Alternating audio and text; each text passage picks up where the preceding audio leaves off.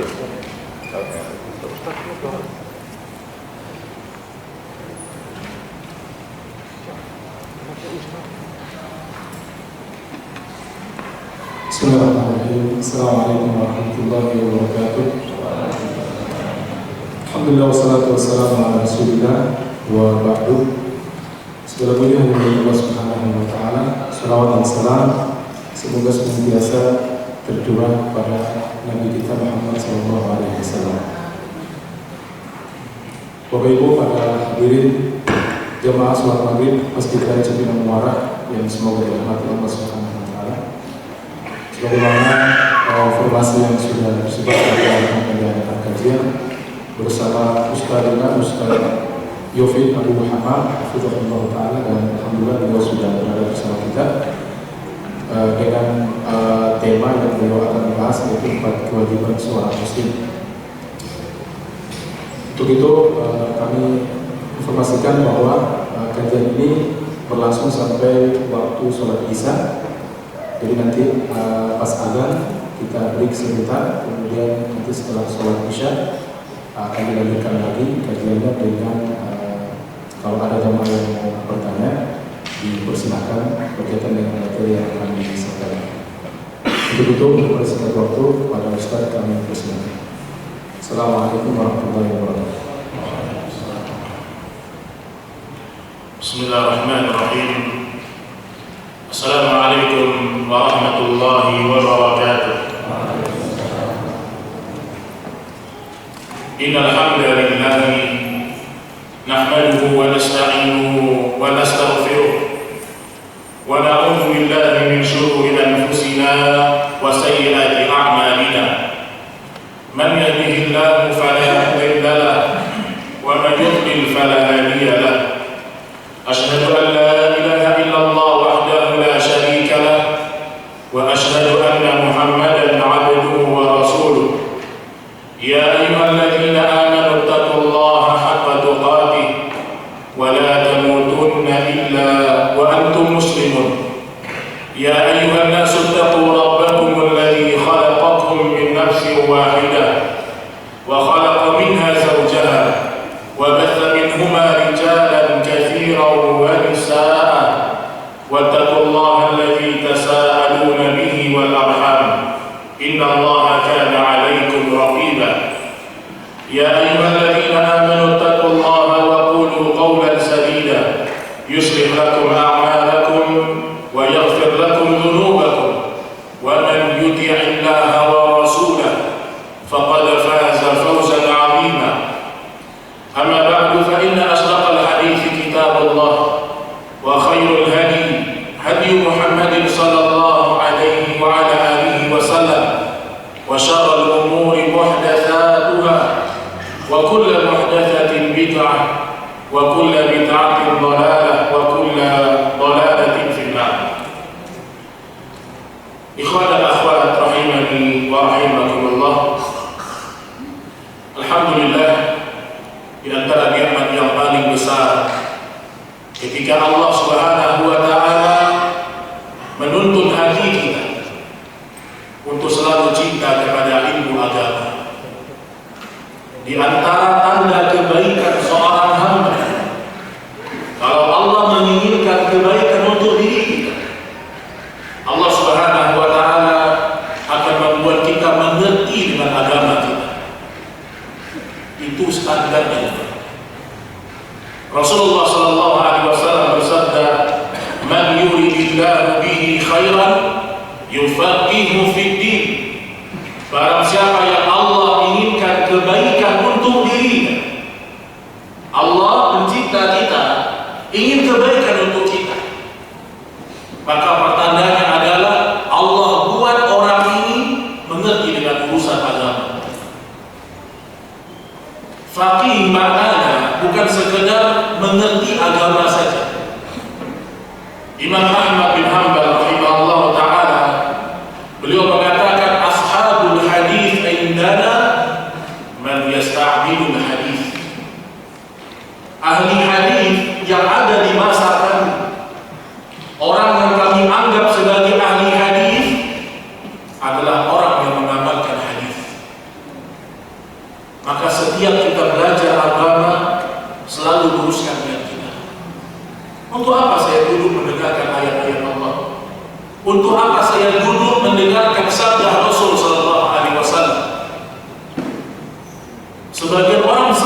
belajar.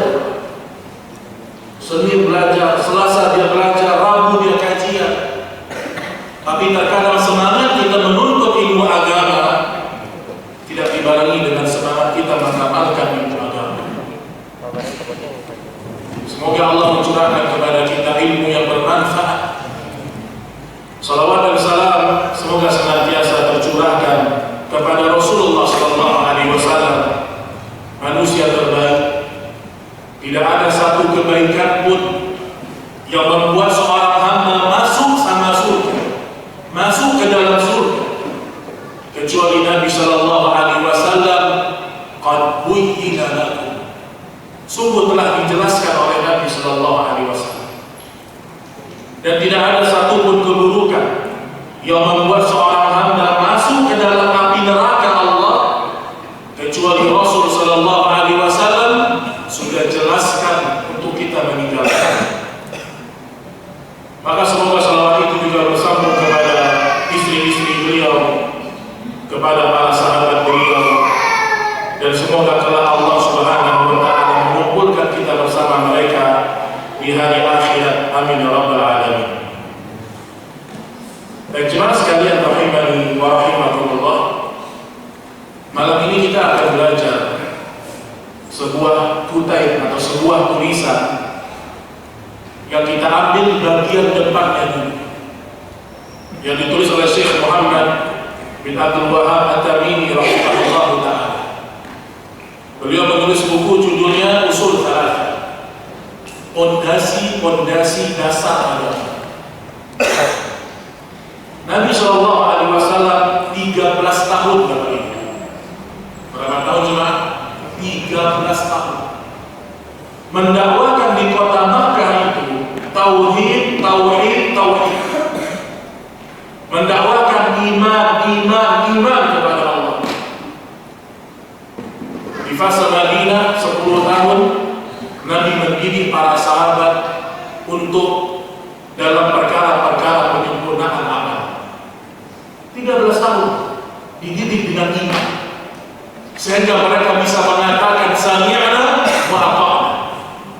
Kalau sudah perintah Allah, kalau sudah perintah Rasul, mereka tidak timbang dengan akal, mereka tidak timbang dengan hati, mereka tidak timbang dengan perasaan lagi. Selama itu perintah Allah, selama itu perintah Rasul, mereka akan perjuangkan dalam hidup mereka. Baik, dalam pembahasan ini ada 4 kewajiban seorang muslim yang mana Allah Subhanahu wa Ta'ala wajibkan kepada setiap muslim. Mungkin terbatasnya waktu kita hanya bisa membahas sebahagiannya dulu. Kata Syekh rahimahullah ta'ala, Bismillahirrahmanirrahim, dengan nama Allah yang Maha Pengasih lagi Maha Penyayang. Semua para ulama ketika mereka menulis tulisan-tulisan mereka mulai dengan Bismillahirrahmanirrahim, dengan nama Allah yang Maha Pengasih, Maha Penyayang.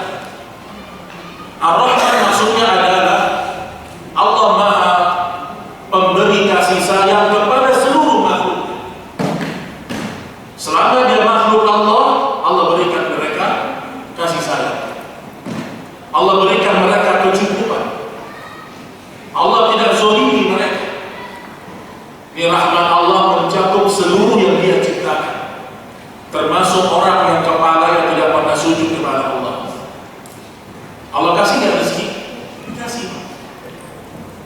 Kalau ada orang tidak beriman, antum lihat rumahnya besar, kendaraannya mewah, jangan pernah kita mengatakan Allah sayang kepada dia.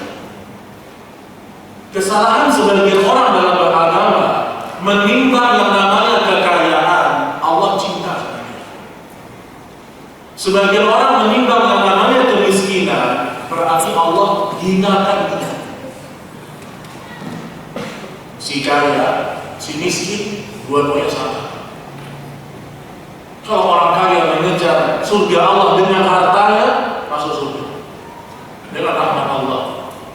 Kalau orang miskin mengejar surga Allah dengan kesabarannya, dan mayoritas para sahabat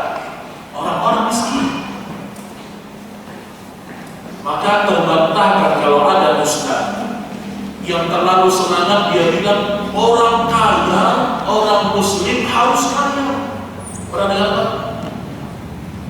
Kalau muslim wajib kaya, wajib Pak. Kalau dikatakan seorang muslim wajib kaya, maka yang paling pertama gagal beragama para sahabat. Karena mayoritas para sahabat fuqara dan masakin. Ada 70 ashabus suffah yang mereka tinggal di teras-teras Masjid Nabawi di kota Madinah.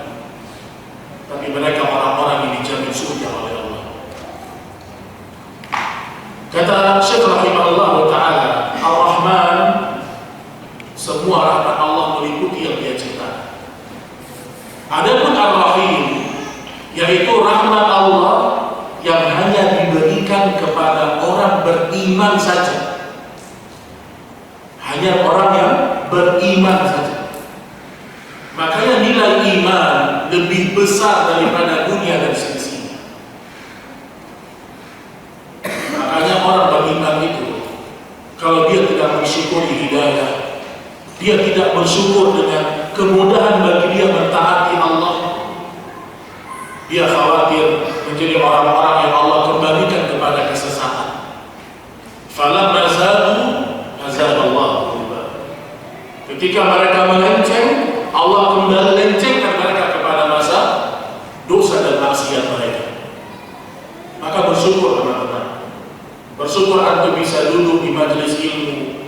Allah masih melembutkan hati kita, mau mendengarkan ayat-ayat Allah, dan di situ ada kenikmatan. Imam Abdullah bin Mubarak al-Marwazi, beliau pernah mengatakan, orang yang mentaati Allah kemudian totalitas dia taati Allah maksimal akan mendapatkan kebahagiaan.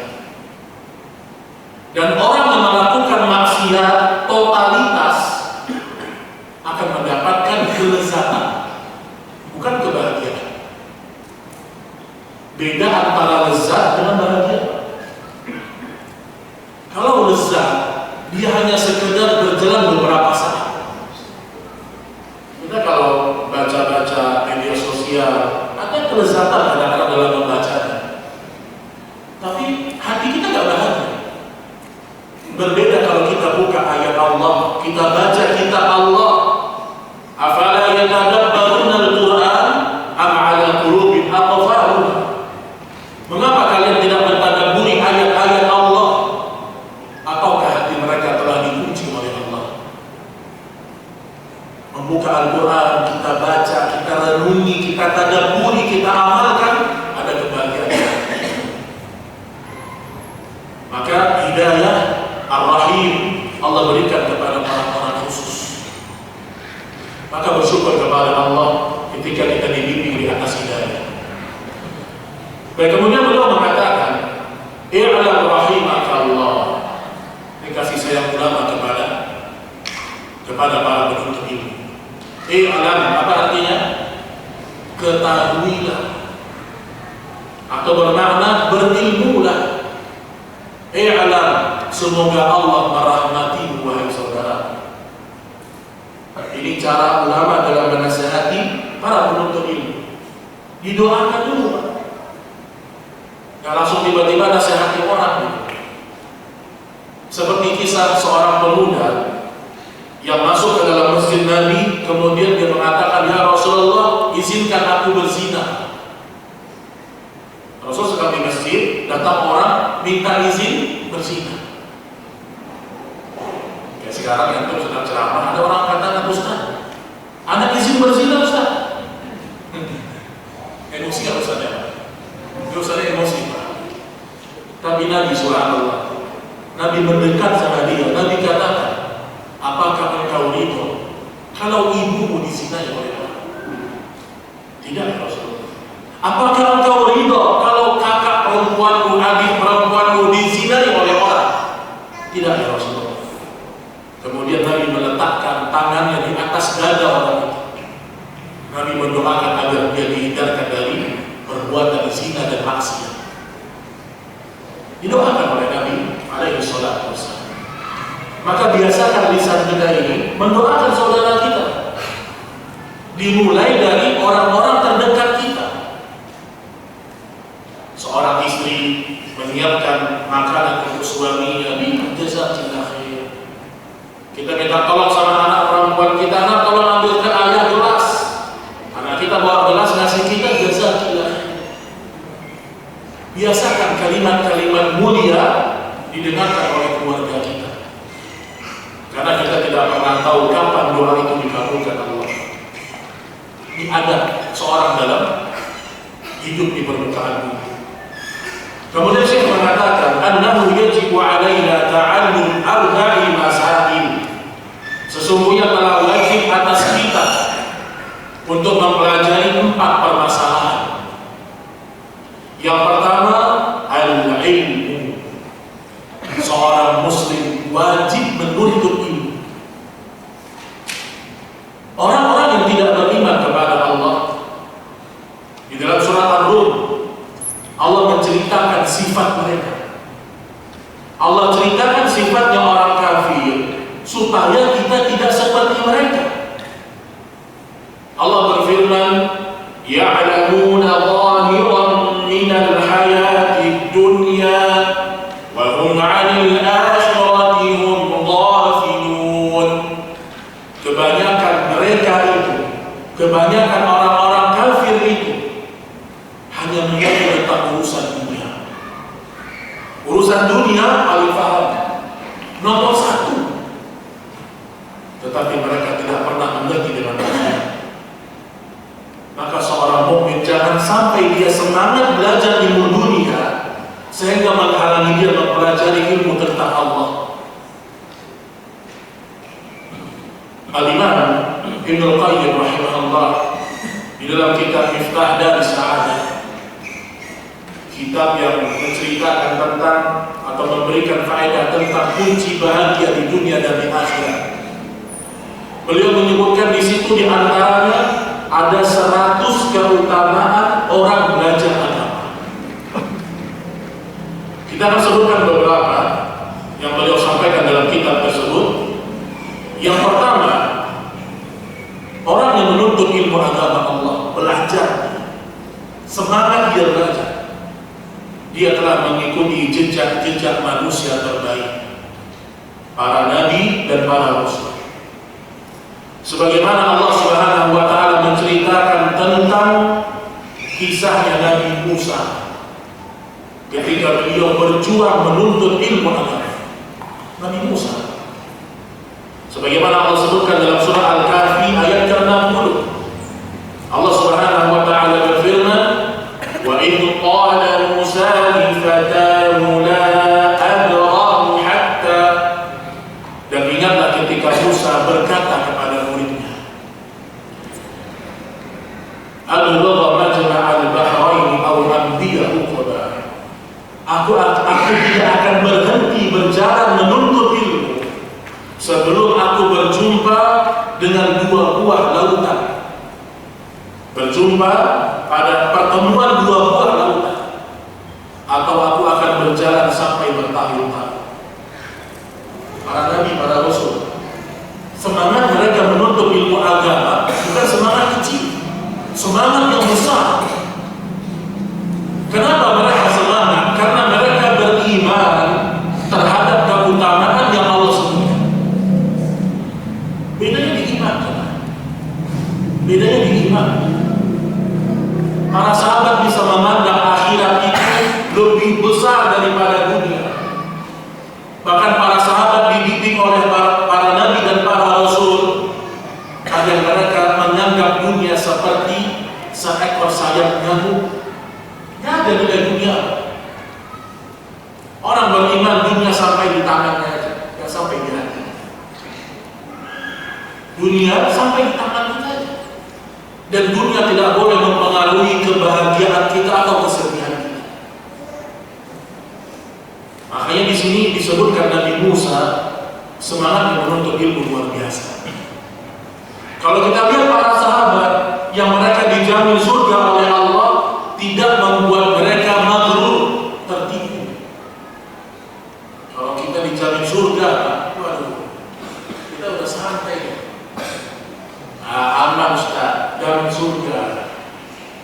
Justru para sahabat ketika mereka dijamin surga oleh Allah, mereka tidak pernah berhenti belajar ilmu agama.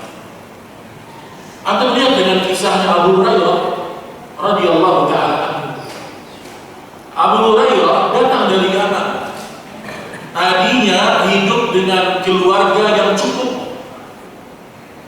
Abu Hurairah keluarganya cukup, yang tinggal di Yaman.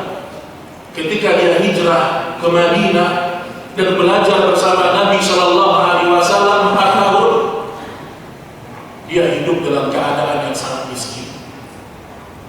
Sampai beliau pernah menahan rasa lapar karena nggak ada makanan yang bisa dimakan. Tapi dia orang yang menjadi penghafal hadis paling banyak di antara para sahabat. Semangat belajar ilmu agama. Kemudian juga Allah Subhanahu wa taala menyebutkan bahwasanya atau dalam sebuah hadis Rasul sallallahu alaihi wasallam dari Imam Tirmidzi dari jalur Abu Hurairah radhiyallahu taala anhu, ad-dunya mal'unah. Dunia itu semuanya terlaknat. Semuanya. Sampai Nabi kecualikan beberapa yang tidak dilaknat Allah. Mal'unun ma fiha wa ma walah. Semua yang di dalamnya terlaknat kecuali 4 orang atau 4 kelompok. Yang pertama, illa dzikrullah wa ma walah. Orang-orang yang selalu berzikir kepada Allah. Zikir, alladzina yadhkuruna Allaha qiyaman wa qu'udan wa 'ala junubihim. Orang beriman itu senang berzikir. Dan dalam kitab At-Tibyan fi Adab Hamalatil Quran, Al-Imam An-Nawawi menyebutkan zikir yang paling afdal membaca kitab Allah, membaca Al-Quran. Itu sebaik-baiknya zikir. Kemudian orang-orang yang bersama dengan orang-orang yang berzikir, mereka dikecualikan dari laknat Allah. Kemudian wa'aliman, seorang yang berilmu tentang agama dan dia amalkan dalam hidupnya. Dan yang ketiga, au muta'alliman, atau seorang yang mengajarkan ilmu agama kepada manusia. Ini gimana?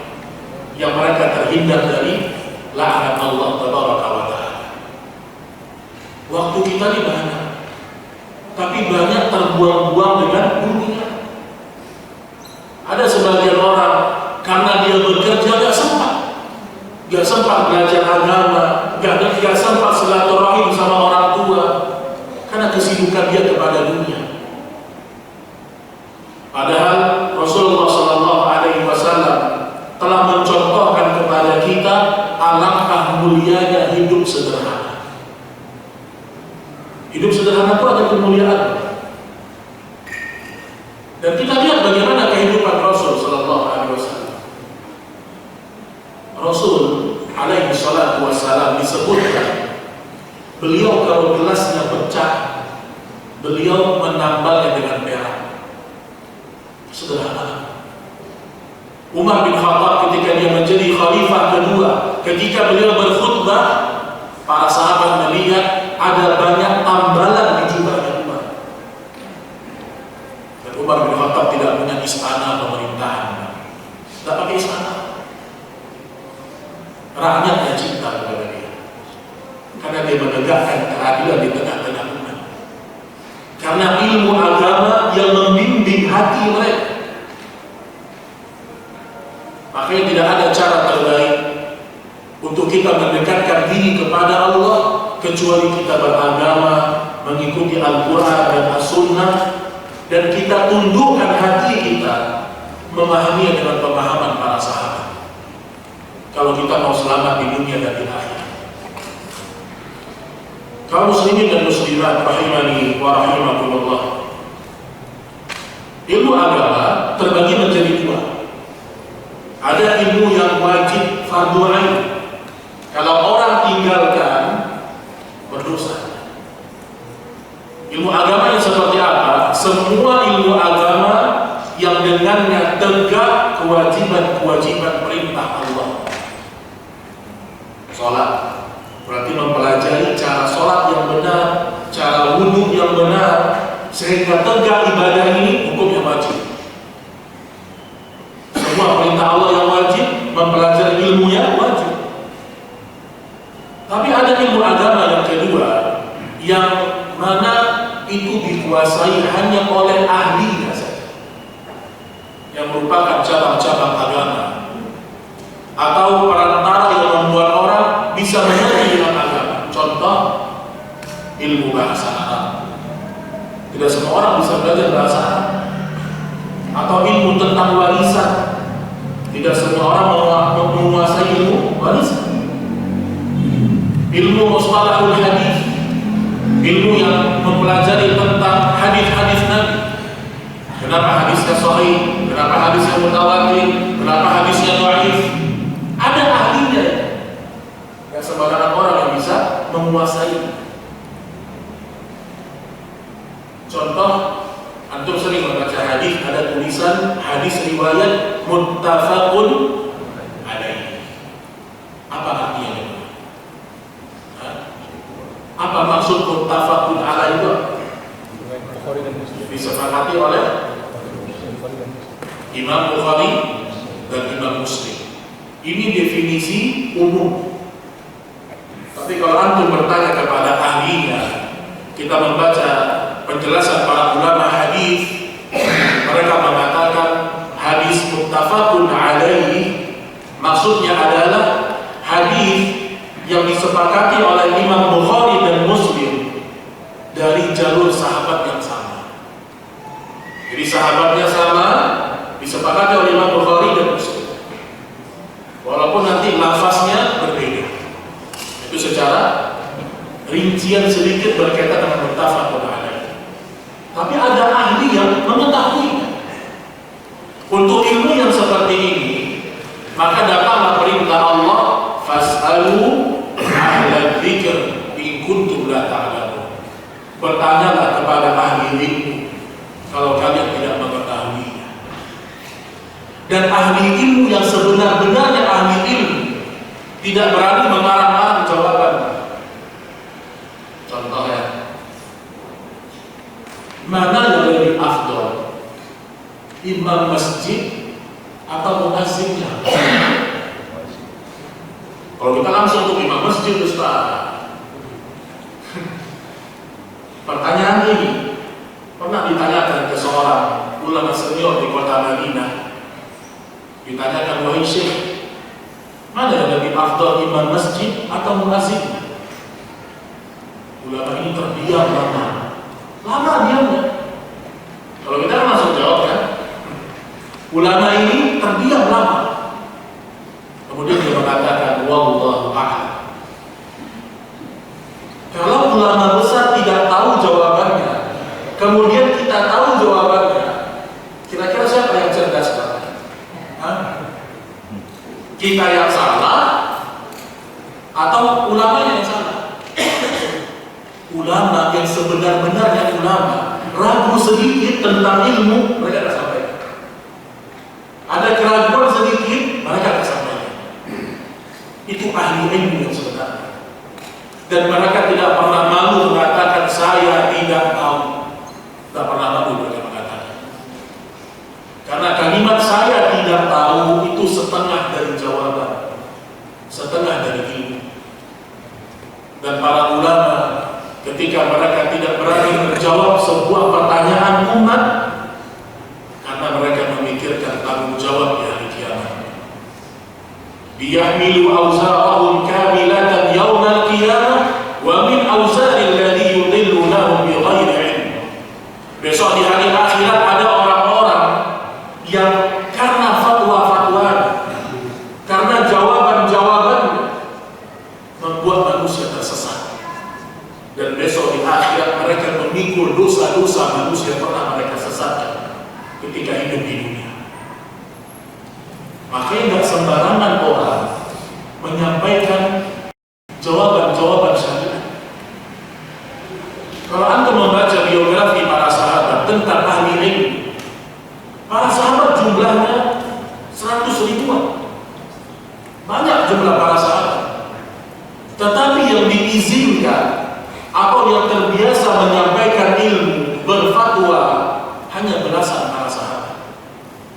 semua sahabat. Ada di situ Abdullah bin Mas'ud, ada Mu'adz bin Jabal, yang kata Nabi Shallallahu Alaihi Wasallam yang paling mengerti dengan halal dan haram, Mu'adz bin Jabal. Di situ ada Ubay bin Ka'ab, ada sahabat-sahabat yang memang mereka mengajarkan ilmu. Tidak semua para sahabat. Itu level sahabat. Artinya, ketika seorang tidak memiliki ilmu agama, jangan dia berani menyampaikan agama kepada manusia. Nabi kita Muhammad sallallahu alaihi wasallam bersabda, "Man kadzdzaba 'alayya muta'ammidan falyatabawwa maq'adahu minan nar." Barang siapa yang berdusta atas nama, berkata Nabi sallallahu alaihi wasallam, padahal Nabi tidak pernah mengucapkan. Kata Nabi, orang yang seperti ini kami persilahkan tempat duduknya dalam api neraka. Berdusta atas nama Nabi. Terkadang kita dengar sebagian khatib gampang banget mengatakan Rasulullah bersabda, tuntutlah ilmu ke negeri Cina. Itu hadis atau enggak? Itu bukan hadis, tapi dia nisbatkan itu kepada hadis Rasul. Dan biasanya tanda-tanda hadis yang palsu, tanda-tanda hadis yang dhaif, maudhu', pertama bertentangan dengan hadis-hadis tersebut. Contohnya, tuntutlah ilmu ke negeri Cina. Ngapain di Cina? Ada hadis yang mengatakan sesungguhnya ilmu akan kembali ke kota Madinah. Ilmu akan kembali ke kota Madinah sebagaimana ular masuk ke dalam lubangnya. Ada kontradiksi. Azan. Baik, kita sholat Isya dulu, kita lanjutkan setelah sholat Isya insyaallah taala. Mungkin juga dengan beberapa pertanyaan kalau ada yang ingin ditanyakan. Wassallallahu ala nabiyyina Muhammad wa akhiru da'wana alhamdulillahi rabbil alamin. Wassalamualaikum warahmatullahi wabarakatuh. Bismillahirrahmanirrahim. Informasi bagi yang merasa kehilangan STNK atas nama pemilik Adia Karyawan. STNK-nya ada di panitia, nanti bisa dihubungi. Motornya motor Mioso berapa tahun? Bismillahirrahmanirrahim. Assalamualaikum warahmatullahi wabarakatuh. Assalam. Alhamdulillah wassalatu wassalamu ala Rasulillah wa ala alihi wa sahbihi wa man wala. Kaum muslimin dan kaum muslimat rahimani wa rahimakumullah. Maka kembali kita melanjutkan kewajiban seorang muslim. Yang pertama adalah menuntut ilmu agama Allah Subhanahu wa ta'ala. Dan dimulai dari mempelajari tentang sifat-sifat Allah, mempelajari tentang keutamaan Rasulullah sallallahu alaihi wasallam. Kemudian kewajiban kita yang kedua bagi seorang muslim dan seorang muslim, setelah mereka memiliki ilmu, mereka berusaha mengamalkan ilmunya. Al-'amalu bih. Mereka mengamalkan ilmu yang mereka sudah dapat. Makanya semangat seorang mukmin dalam menuntut ilmu agama harus juga punya semangat mengamalkan ilmu agama. Oleh karena itu Rasulullah sallallahu alaihi wasallam bersabda dalam sebuah hadis yang sahih yang dikeluarkan oleh Imam Al-Bukhari, Imam At-Tirmidzi rahimahullahu taala, Nabi sallallahu alaihi wasallam bersabda, "Khoslatani la tajtami'ani fi munafiq." Ada dua sifat yang tidak mungkin terkumpul pada diri seorang munafik. Tidak mungkin dua sifat ini terkumpul dalam diri dia. Kalaupun ada, hanya salah satunya. Yang pertama, husnul samt, akhlak yang mulia. Akhlak yang mulia, wala fiqhu fid din, dan faqih dalam urusan agama. Akhlak yang mulia dan mengerti dengan agama tidak pernah ada pada diri orang munafik. Ingat itu. Salah satunya mungkin bisa ada. Ada seorang munafik ngerti dengan agama Allah, tapi niat dia dalam menuntut ilmu agama untuk berdebat sama orang. Maka tidak pernah berkumpul dalam dirinya akhlak yang mulia. Atau sebaliknya, ada orang akhlaknya mulia, tetapi ilmu agamanya nggak ada. Sehingga sesuatu yang dia anggap akhlak mulia, namun itu sesuatu yang dibenci Allah. Ada orang begitu, Pak. Dia sama orang santun, sopan, senyum sama semua orang, sama perempuan pun senyum juga. Saking santunnya, menurut dia salami perempuan-perempuan yang bukan mahramnya. Ini maksud para ulama. Ada orang tidak mengerti dengan agama, tapi merasa akhlak yang sedang dia lakukan itu akhlak Islam. Dalam Islam kita nggak boleh salaman dengan bukan mahram kita, nggak boleh. Makanya dua-duanya harus ada. Akhlak yang mulia, pengamalan dari ilmu. Sampai Allah Subhanahu wa taala memuji Rasul sallallahu alaihi wasallam, "Wa innaka la'ala khuluqin 'adzim." Sesungguhnya engkau ya Muhammad benar-benar berakhlak yang sangat agung sekali. Semua orang-orang kafir Quraisy, ikhwan dan akhwat, tidak ada satu pun orang-orang kafir di kota Makkah yang tidak mengakui akhlak mulia Nabi. Tidak ada. Nabi diakui akhlaknya oleh seluruh penduduk Makkah pada waktu itu. Tapi kenapa Nabi dibenci orang? Kenapa Nabi diusir dari kota Makkah? Bukan karena akhlak, tapi karena beliau mengajak manusia untuk mentauhidkan Allah. Pelajarannya, kalau orang benci sama kita karena akhlak kita yang buruk, lisan kita yang tidak terjaga, perbaiki diri kita.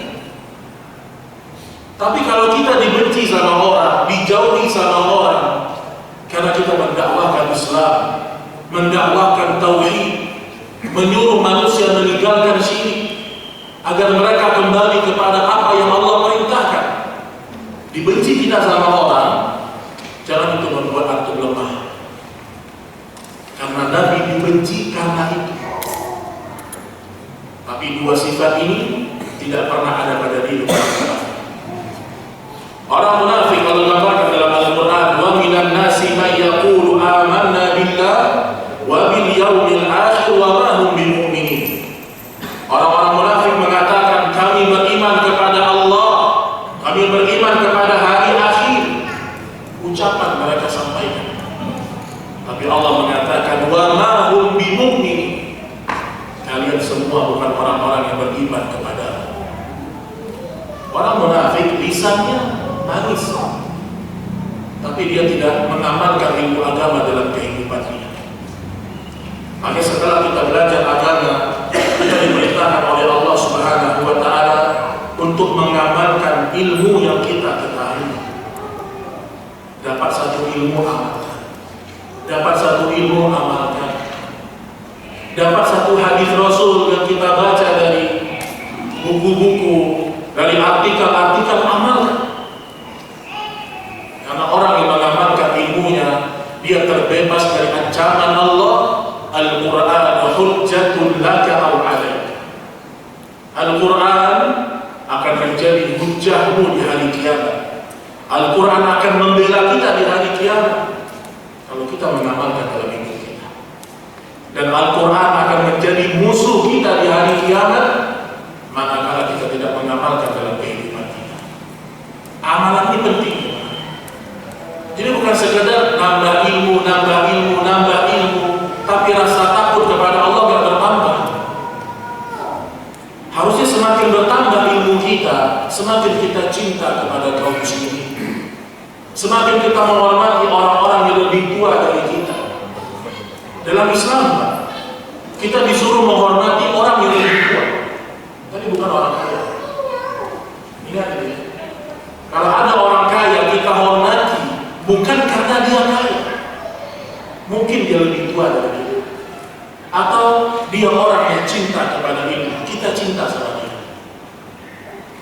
Makanya Nabi SAW ketika beliau mengumpulkan ashabus suffah, orang-orang fakir yang sedang mendengarkan ilmu dari Nabi SAW, masuk pembesar-pembesar Quraisy, Abu Jahal dan teman-temannya.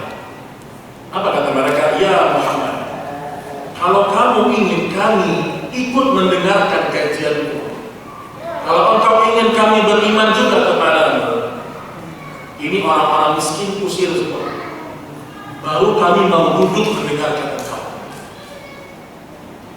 Kata para ulama hadis, terbesit di hati Rasul ingin melakukan itu. Karena di antara makna maksum bukan tidak melakukan dosa, tapi di antara makna maksum ketika akan melakukan kesalahan ditegur oleh Allah, sehingga beliau terjaga dari maksiat.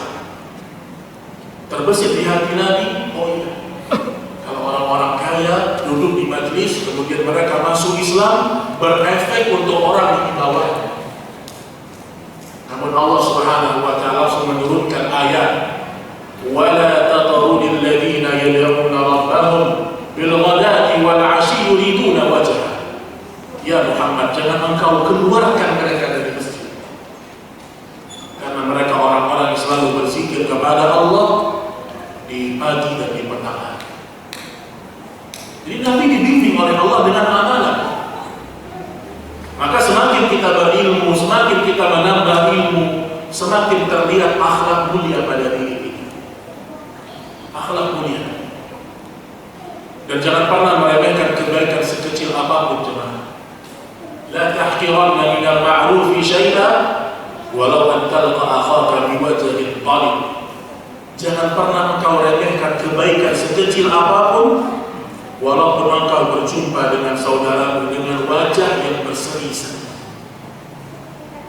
Ada orang kita jumpa sama dia, masam terus, sampai kita mikir saya ini salah apa gitu. Senyum sama orang, bahagia berjumpa dengan orang beriman. Makanya dalam Islam Allah meletakkan ada ibadah-ibadah itu yang berjamaah. Ibadah-ibadah itu yang berjalan, sehingga berkumpulnya kita bersama orang-orang saleh yang insya Allah dinilai saleh oleh Allah akan membangkitkan semangat kita. Ibadah sholat 5 waktu berjamaah, ibadah puasa Ramadan berjamaah. Hikmahnya di sini, kita akan terdorong terus melakukan ketaatan kepada Allah. Ma'asyiral muslimin rahimani wa rahimakumullah, itu pengamalan terhadap ilmu, amal.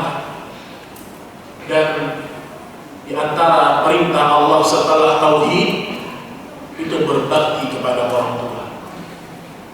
Wa qala rabbuka alla ta'budu illa iyyah wa bil walidayni ihsana. Allah telah memerintahkan kepadamu untuk mentauhidkan Allah dan baktilah sama kedua orang tua. Amalan. Kata Abdullah bin Mas'ud, ada ilmu khasyatullah, ilmu yang sebenarnya engkau semakin takut sama Allah. Ada orang dapat ilmu tapi tidak diaman-amankan, sehingga bertahun-tahun dia tahu hukum riba haram, tetap aja terus riba,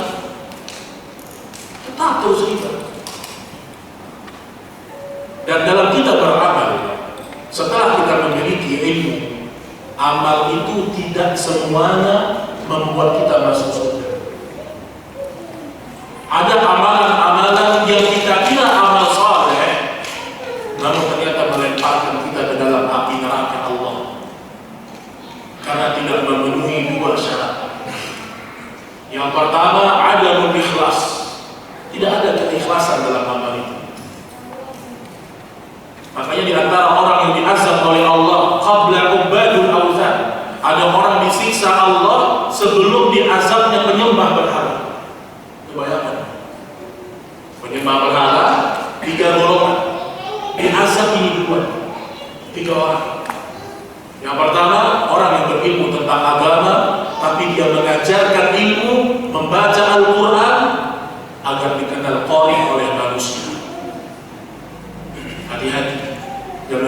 suara yang indah, punya hafalan yang bagus. Jangan pernah kita mengharapkan membaca Al-Quran agar dikatakan qari. Dan dulu di masa para sahabat, mereka itu tidak semua hafal Al-Quran, tetapi semua para sahabat dipastikan mengamalkan isi Al-Quran. Abdullah bin Mas'ud pernah mengatakan, di masa kami sedikit para penghafal Al-Quran, ada tapi tidak banyak. Akan datang sebuah masa di mana penghafal Qurannya banyak, tetapi mereka tidak diberikan taufik oleh Allah untuk mengamalkan isinya. Kenapa? Karena dia menghafalnya salah. Ini kalau kita bahas Quran panjang lagi, khusus untuk qiraatnya. Sekarang ada orang menilai orang baca Quran itu bagus kalau bisa baca Al-Fatihah satu nafas. Bisa baca Al-Fatihah satu nafas, top. Qari mukri. Baca Al-Fatihah satu nafas. Alhamdulillahirabbil alamin arrahmanir rahim maliki yaumiddin iyyaka na'budu wa iyyaka nasta'in. Terus bisa dipuji sekarang. Oh, qari fulan dia bisa baca satu halaman tapi gak kelihatan ngambil nafas. Sekarang fungsi Quran udah berubah. Yang tadinya harusnya diamalkan, dibaca dengan tajwid berubah. Di sebagian daerah orang baca Quran disawet. Baca Quran dia disawet, dikasih. Subhanallah. Udah kayak dangdut. Sekarang sebagian orang ingin pintar baca Quran yang dipelajari tangga-tangga nada. Tahsin, ini ada bahasa khusus tapi saya singgung sedikit. Sekarang ada tangga nada bayati. Apa tadi? Nahawan, jiharkah. Atau lihat di YouTube itu banyak. Sampai ada yang mengatakan Rasulullah kalau membaca Al-Quran iramanya jiharkah. Dari mana dia tahu? Nah, antum harus tahu bayati, ras, jiharkah, nahawan, dan nama-nama ini itu dari musik-musik semua. Itu bukan dari para ulama qiraat. Kalau pengen nahawan, nanti naik dulu suaranya, turun lagi. Dan orang kalau ingin pintar baca Al-Quran, bukan dia belajar irama, dia belajar tajwid. Irama keluar sendiri. Ini ada orang sudah beramal, tapi niatnya salah, lemparkan ke dalam neraka Allah. Golongan yang kedua, rajin sedekah. Rajin sedekah. Tujuan sedekah agar kita selamat dari api neraka. Gak ada tujuan lain. Ittaqun nar walau bisilkin tamr. Selamatkan dirimu dari api neraka walaupun bersedekah setengah biji kurma. Ada kan ada manusia harta yang dia punya cuma satu biji kurma. Apa kata Nabi? Belah jadi dua. Setengahnya untuk diriku, setengahnya untuk saudaraku yang membutuhkan.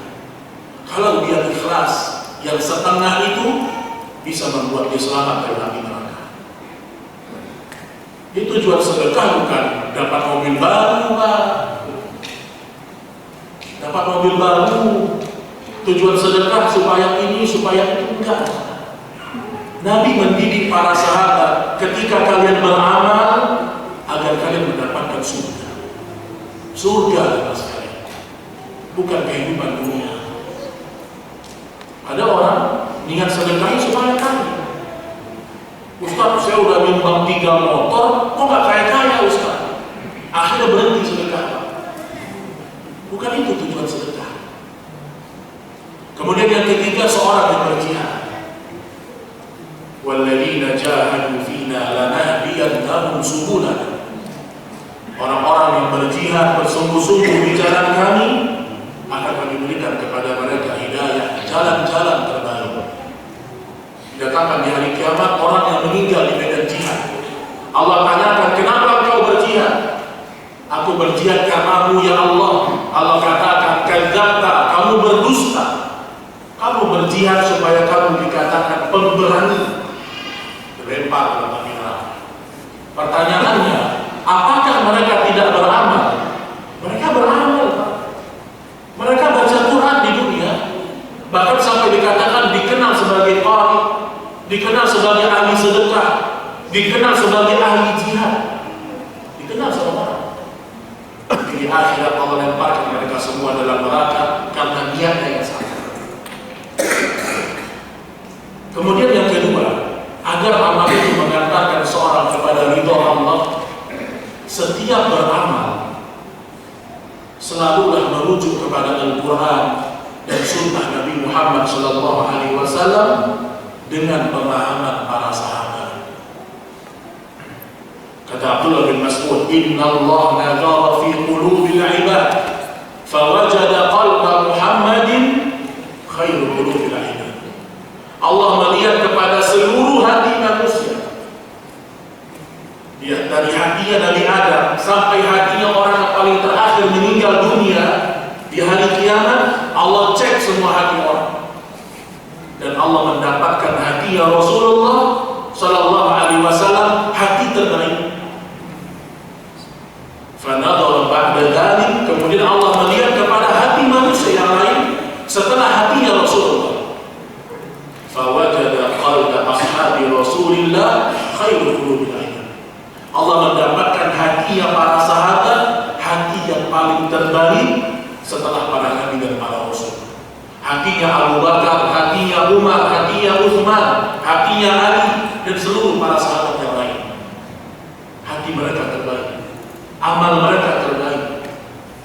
Sampai kata Abdullah bin Mas'ud, "Fama ra'a minhum hasanan, fa wa indallahi hasan." Apapun yang dipandang baik oleh para sahabat, dipandang baik oleh Allah. Apapun yang dipandang buruk oleh sahabat, dipandang buruk oleh Allah.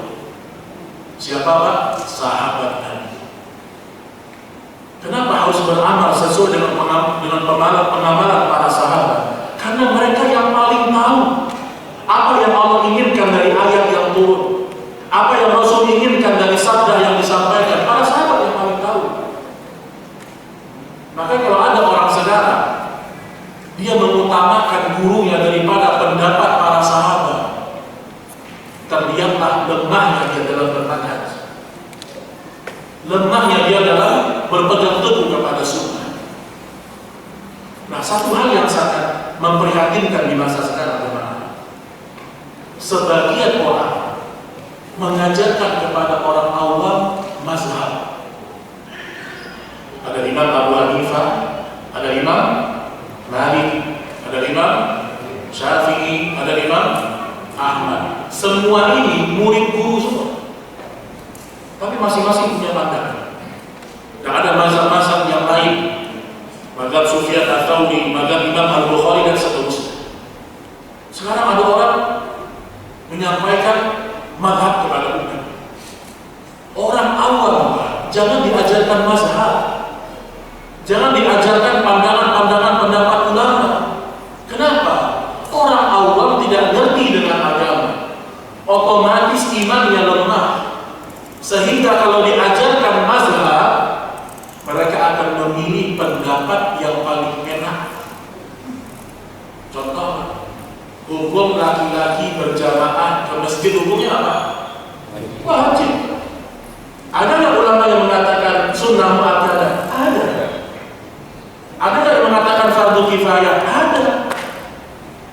Jadi kalau kita beragama dengan pendapat-pendapat ulama, ada ratusan ribu pendapat ulama, hancur agama kita.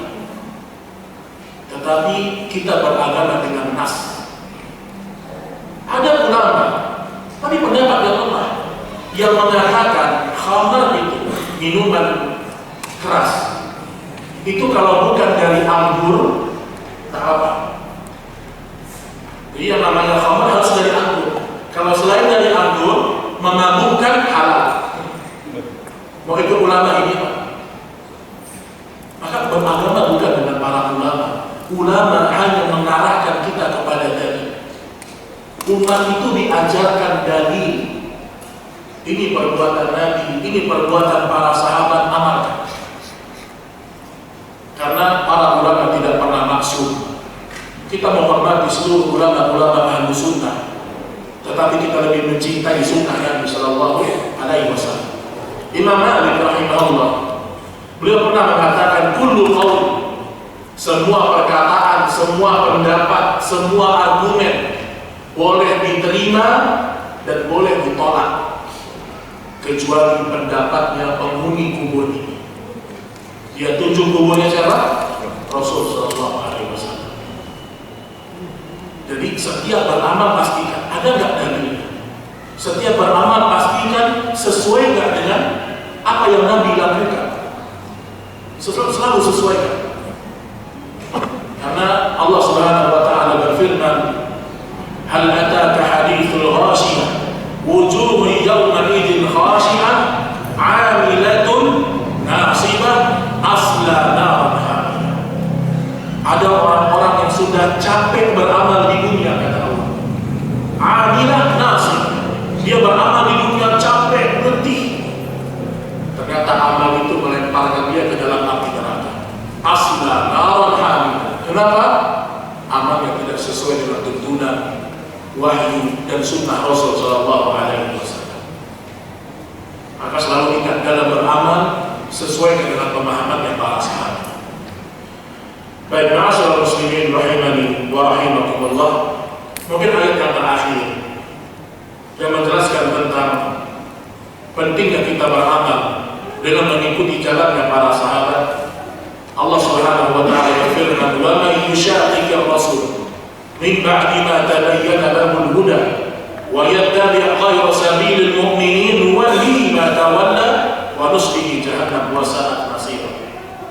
Barang siapa yang telah datang kepadanya ayat-ayat Allah, sunnah-sunnah Rasulullah, kemudian dia tolak. Jelas-jelas Pak kita sampaikan, Pak ini hadisnya Imam Bukhari, hadisnya sahih. Sebagian orang mengatakan apa? Tapi guru saya nggak begitu Ustaz. Dia lebih dahulukan gurunya daripada hadis Rasul. Makanya selalulah kita menjadi penuntut ilmu yang selektif. Kita aja dalam urusan dunia, kalau anak kita sakit, kita cari dokter yang ahli. Misalnya ada orang sakit jantung, ada banyak spesialisnya. Kadang-kadang kita pilih yang cocok, yang memang hati-hati kita memilih dokter. Itu untuk keselamatan di dunia. Masa untuk keselamatan ibadah kita nggak selektif dalam menuntut ilmu agama. Barang siapa yang menentang Allah dan Rasulnya setelah jelas baginya ilmu, nuwallihi ma tawalla, kami akan jauhkan mereka sejauh-jauhnya dari apa yang mereka menyimpang darinya, dan kami lemparkan mereka ke dalam api neraka. Itulah seburuk-buruknya tempat kembali. Jadi ingat jemaah, ketika kita mengajak manusia kepada sunnah Rasul, bukan karena kita menyalah-nyalahkan orang, enggak. Ketika ada saudara kita masih berzikir dengan tangan kiri, kita suruh dengan tangan kanan, karena kita cinta sama dia. Ketika ada sebagian saudara kita cara sholatnya masih salah, kita ingatkan yang benar, karena kita peduli kepada saudara kita. Ketika ada sebagian saudara kita yang masih percaya dengan cincin, zina, kita tegur itu perbuatan yang membuat kita jatuh kepada kesyirikan. Bukan karena kita menyalah-nyalahkan dia dari Allah, karena kita ingin dia selamat di akhir. Dan dari sekian banyak dosa, dosa syirik yang paling harus kita takuti. Wajnubni wa bani an na'budal asnam. Nabi Ibrahim berdoa, ya Allah jauhkanlah aku dari anak keturunanku dan perbuatan kesyirikan. Belum lagi para nabi dan para rasul yang lain, semua mengajak kepada tauhid. Semua mengajak kepada tauhid. Karena dengan tauhid kita akan yakin dengan kebesaran Allah. Dengan tauhid kita akan berani meninggalkan sesuatu yang diharamkan Allah. Tauhid. Dan itu yang Nabi ajarkan bertahun-tahun kepada para sahabat. Mudah-mudahan bermanfaat apa yang kita sampaikan pada pertemuan ini. Wassallallahu ala nabiyyina Muhammad wa akhiru da'wana alhamdulillahi rabbil alamin. Kalau ada pertanyaan sebelum kita akhiri, falyatafaddal mashkura. Silakan bagi ada yang mau bertanya.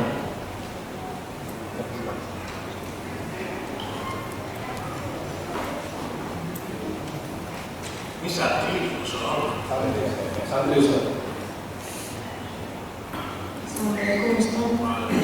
Afwan Ustaz, Ana mau nanya, adakah tips-tips atau cara dari Ustaz agar kita bisa mengamalkan ilmu yang kita dapat? Ana mengamalkannya lebih sukses seperti Ustaz. Baik, Masya Allah. Apa yang dipikirkan anak kecil itu jujur. Jujur. Kalau orang dewasa yang nanya, mungkin masih ragu. Kalau anak kecil yang menanya Ustaz, bagaimana cara mengamalkan ilmu? Karena itu lebih berat, betul. Baik, pertama, orang yang ingin mengamalkan ilmu, dia harus tahu tentang perintah untuk ikhlas. Dan ikhlas ini memang pelajaran seumur hidup. Maka kata Fudayl bin Iyad, seorang yang mengatakan dirinya ikhlas, ikhlasnya butuh ikhlas lagi. Oh, saya ikhlas Ustaz, ikhlas. Nah itu yang kurang ikhlas. Semakin dia memastikan dirinya ikhlas, semakin ikhlas itu menjauh dari dia. Semakin dia merasa dirinya tidak munafik, semakin kemunafikan dekat dari dirinya. Lihat Umar bin Khattab radhiyallahu anhu. Ketika dia tahu Nabi pernah mengabarkan nama-nama orang munafik kepada Hudzaifah bin Yaman, Umar nanya sama Hudzaifah, "Ya Hudzaifah, adakah namaku di sini?" Umar cerdas, karena Umar tahu Hudzaifah tidak akan ngomong nama-namanya, karena Nabi melarangnya. Simpan nama-nama orang munafik ini wahai Hudzaifah, jangan sampaikan sama orang. Umar tahu Hudzaifah tidak akan ngomong tentang nama-nama, tapi Umar bertanya sesuatu yang Hudzaifah bisa jawab. Apa tanya Umar? Apakah ada namamu di situ? Kan tidak menentang. Lihat, Umar yang Nabi katakan laukana ba'di nabiyyun lakana Umar. Kalau ada nabi setelahku, kata Nabi Muhammad SAW, andaikan ada nabi setelahku, itu Umar bin Khattab orangnya. Tapi dia merasa jangan-jangan saya munafik. Makanya semakin orang merasa dirinya jangan-jangan saya munafik, jangan-jangan saya tidak ikhlas, insya Allah dia dekat kepada keikhlasan. Jadi tips yang pertama, selalu perbarui niat. Untuk apa belajar, untuk apa sedekah, apa tujuan saya hafal Quran, apa tujuan saya jadi santri, itu perbarui niat. Sebagian santri tujuan dia menuntut ilmu apa? Supaya saya bisa ke Madinah, Ustaz. Ini niat yang mulia apa? Tapi jangan itu niat awalnya. Niat pertama menuntut ilmu agar saya bisa amalkan, Ustaz. Ketika nggak lulus Madinah, nggak lulus di Mekah, nggak bisa ke Yaman, futur jadi apa? Dan ada yang seperti itu. Teman-temannya lulus Madinah, dia nggak lulus, Ustaz. Sedih dia. Apalagi yang lulus, yang jarang sholat, yang terlambat. Karena itu takdir, Pak. Itu takdir. Tidak ada berkaitan dengan kecerdasan. Kita tahu beberapa ustaz kita juga berangkat pintar dan lulus. Nah, artinya apa? Niatnya ikhlas. Kemudian yang kedua, kalau sudah berkaitan dengan pengamalan yang bisa membuat kita ringan melakukan amal saleh, Allah yang menggerakkan. Maka perbanyak doa kepada Allah. Perbanyak doa. Ya Allah, mudahkan saya mengamalkan ilmu saya, ya Allah. Mudahkan saya mengamalkan ilmu yang sudah saya hafalkan, ilmu yang saya dengarkan, ya Allah. Doa yang kedua. Dan yang ketiga, dari sekian banyak nasihat para ulama, hindari hal-hal yang bisa membuat kita tidak ikhlas, hindari. Ada orang dia kalau terang-terangan dalam beramal hilang keikhlasannya, hindari itu. Ada sebagian orang kalau dia sendirian, dia bermaksiat, jangan suka sendirian. Kata Ibnu Qayyim, orang itu harus tahu kapan dia jatuh kepada dosa. Dan kita beda-beda. Ada orang jatuh kepada dosa kalau sedang sama hatinya, dalam menjelajah dari dunia macam-macam. Kalau dengan sama hati saya maksiat, Ustaz, maka jaga kontrol dalam memakai hati. Ada orang kalau sendiri dia jatuh kepada dosa, jangan suka sendirian. Dan kata para ulama, sebenarnya kita nggak pernah sendirian.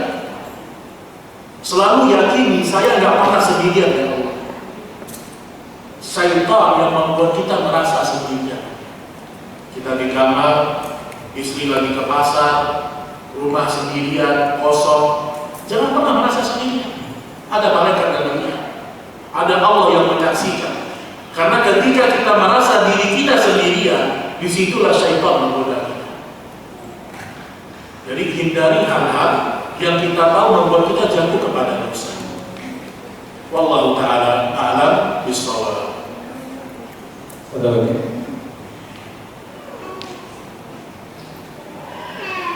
Ibu-ibu ada yang mau bertanya?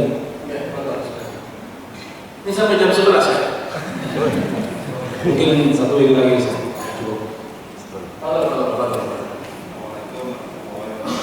Waalaikumsalam. Tadi kita menunjukkan bahwa para nabi dan para rasul juga menuntut ilmu.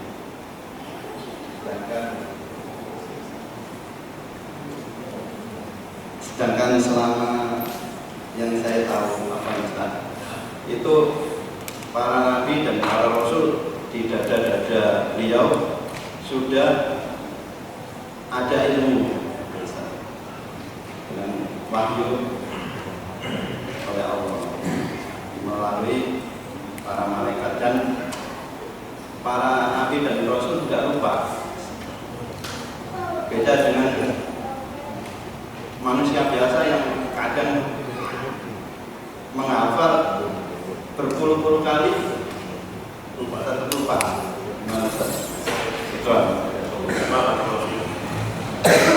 Nabi SAW bersabda, "Talabul ilmi fariidatun 'ala kulli muslim."